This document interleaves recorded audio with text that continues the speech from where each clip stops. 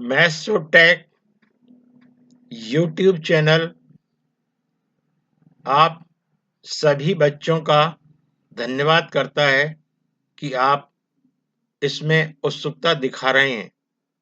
यह कक्षा 10 के बच्चों को गणित विषय पढ़ने का एक बिल्कुल नया तरीका जो आप सुन रहे हैं। मैं इसमें आपको नकलची नहीं बनाना चाहता, ना ही किसी गणित के प्रश्न को, मैं सॉल्यूशन को कहीं से देख के आपको कॉपी करवाना चाहता। मैं चाहता हूं कि हर वो बच्चा जो मैथ्स को एक बहुत ही कठिन सब्जेक्ट के रूप में लेता है, वह इन ऑडियोज वीडियोस को देखकर अपने आप क्लास 10 और आगे पीछे की क्लासों के लिए मैथ सब्जेक्ट को बहुत आसान समझने लगे। यहाँ पर मैं एक श्रृंखला शुरू कर रहा हूं जो क्लास 10 के छात्रों के लिए है।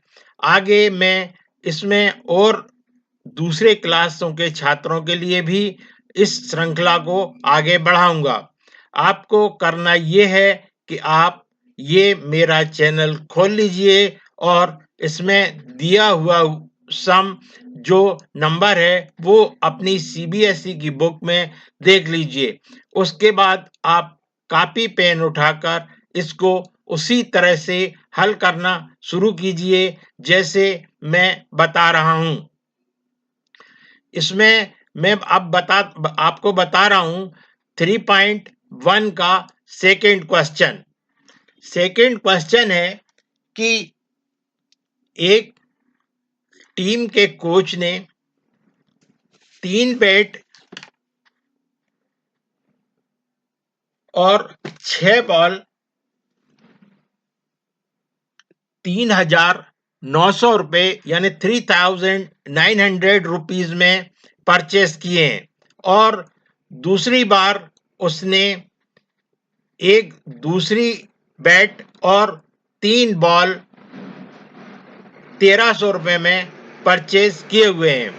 यहाँ पर हम 1,300 का मतलब 1300 यहाँ पर हमें बॉल और बैट की क्वांटिटी दी हुई है बट उसके रेट्स नहीं दिए हुए, तो हम यहाँ पर लेंगे let's ₹X the rate of bet and ₹Y the rate of ball। इस प्रकार हम देखेंगे कि दिया हुआ कंटेंट्स कुछ इस तरह से हो जाएगा कि 3 बैट्स को हम लिख सकते हैं 3x और 6 बॉल्स को हम लिख सकते हैं 6y। 3x plus 6y is equal to ये हो जाएगा 3,900। और दूसरी तरफ हम देख रहे हैं कि 1 बॉल और 3 बैट, ये हैं आपके 1 बॉल का मतलब x प्लस 1 बैट का मतलब x प्लस 3 बॉल का मतलब 3y, तो x plus 3y is equal to 1,300। ये जो दोनों इक्वेशन बन गए हैं, ये आपको जो आपके सम में दिया गया है, जो पूछा गया है, उसके लिए एल्जेब्रिकल इक्वेशंस ये यहाँ पर बन गए। मतलब इस सम का आधा आंसर ये हो गया। इसके बाद अब आपको ग्राफिकली इसको ड्रॉ करना है, तो आप क्या करेंगे, दोनों इक्वेशंस के लिए अलग अलग 2 बॉक्स बना लेंगे x और y के। पहली वाली इक्वेशन में x को आप 0 रखेंगे तो y की वैल्यू आ जाएगी। इसी तरह से दूसरे वाले इक्वेशन में भी आप x को 0 रखेंगे तो y की वैल्यू आ जाएगी। फिर x को 1 रखें तो y की वैल्यू आएगी, x को 2 रखें तो y की वैल्यू आएगी। इस तरह से 3 वैल्यूज आने के बाद दोनों इक्वेशंस में x और y की जो 3-3 वैल्यूज आ जाएंगी, उससे आप ग्राफ पर बहुत ही आसानी से इस इक्वेशंस के ग्राफ को ड्रॉ कर सकते हैं। ध्यान रखने योग्य बात यह है कि आप जब x की वैल्यू लें तो y की वैल्यू डेसिमल में या फ्रैक्शन में ना आए। अगर आप x की वैल्यू 0 लेते हैं और y की वैल्यू 5.2 आती है तो आप x की वैल्यू कुछ और ले सकते हैं, आप जो चाहें। यहाँ पर अगर आप x की वैल्यू 0 लेंगे और y की वैल्यू 5/2 आएगी तो आप ड्रॉ करने में थोड़ी परेशानी महसूस करेंगे।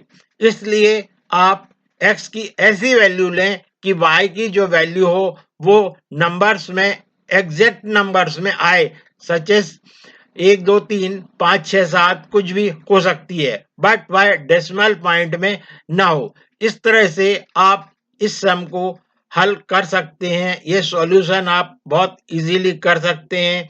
इसको मैं यदि आपको बोर्ड पर करके दिखाऊंगा, शायद आपको उतने अच्छे से समझ में ना आए। आप एक बार इस ऑडियो को सुनिए और इसका हल करने की, इसको सॉल्व करने की कोशिश कीजिए। बहुत आसानी से सॉल्व हो जाएगा। चूंकि आप खुद सॉल्व करेंगे तो आपके लिए ये लॉन्ग टाइम तक याद रहेगा, मेथड भी याद रहेगा, आप कैसे कर रहे हैं वो आपको याद रहेगा।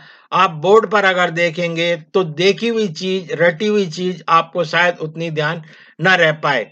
ये सॉल्यूशन, ये मेथड अगर आप सभी बच्चों को अच्छा लग रहा हो तो आप इसको सब्सक्राइब करें, लाइक करें और आइकॉन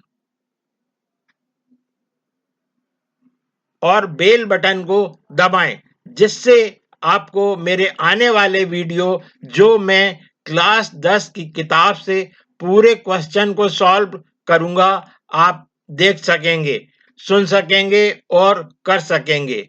इससे आप मैथ्स सब्जेक्ट को एक इस तरह से लेंगे कि आप खेलते कूदते चलते फिरते आप इसको बिना किसी टेंशन के हल कर पाएंगे।